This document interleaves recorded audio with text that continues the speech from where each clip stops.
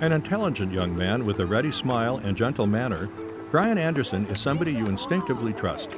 On my honor, I will do my best to do my duty to God and my country, to obey. Boy Scout, multilingual international baccalaureate student, swim team member, dedicated volunteer. It seems impossible that anyone would want to hurt him, but it happened, and it very nearly ruined his life. You know, people think about abuse and they think it always happens to somebody else, and quite often a lot of us don't know anybody that's been abused, but this is one case where I clearly know that what happened to Brian. Brian's stepfather had been accused of sexually abusing Brian's siblings.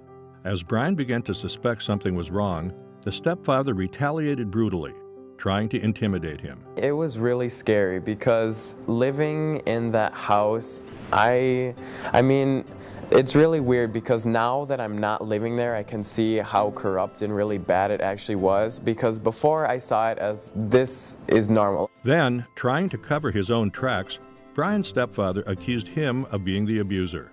As a result, Brian was removed from his home.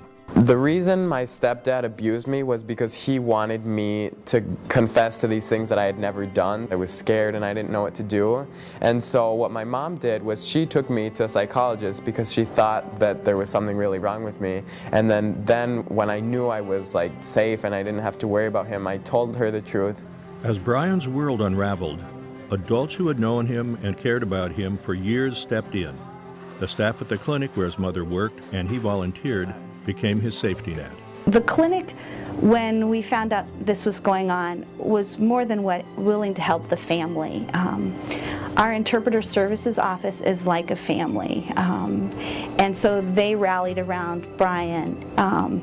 He calls all of the interpreters his aunties, and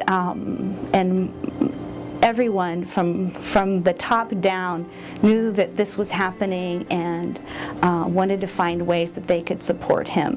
For a young man, a child, to go through what he went through, I think all of us were really upset, saddened, angry. We were angry at the justice system. We were angry at the process. We still continue to be angry. So I think our role at Cook was really important in just reminding Brian that it wasn't his fault, that he was a good person, that in fact he was an upstanding person. They listened to him, they gave him hope. They even took him in when he had nowhere to go. Above all, they believed him. I think if I were someone else and I met or I heard my story, I wonder like why some people would just like automatically believe me. I mean, it's good that I have a good reputation and I'm not like some troublemaker or something. Throughout his ordeal, Brian tried valiantly to keep his hopes up and his life on track. The hardest part for Brian, I believe, was being separated from his mother and his younger sister. He had to live with several different families. He had to get himself up out of bed, get to wherever he needed to go, which was South St. Paul, which was very far from where he was staying. He had to get himself organized. He had to get all of his schoolwork done and then get himself back through public transportation. This kid figured it all out.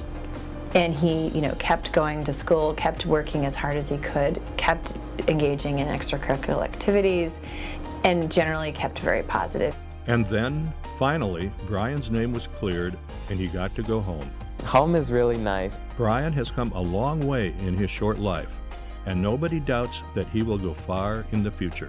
I think he is going to be a huge role model and a leader when he gets older. I see him really leading and doing great work in the community. And his whole being is about public service and giving back. So he is going to really thrive someday. If there's anyone who would get this scholarship, who would make the best use of it, I think Brian, he's going places, and any bit of help he gets, it's gonna manifest itself 1,000 times, 1,000-fold. Brian plans to go to the University of Minnesota in the College of Biological Sciences with a possible minor in Chinese. And then, I'm going to be a dentist in the future, so after my bachelor's degree, I'm going to go to dental school. Brian has a special dream: to someday donate restorative dentistry services for people in need. helping them to smile and feel proud of having a smile that's beautiful, and I think that'd be really cool. Brian, we're all smiling with you.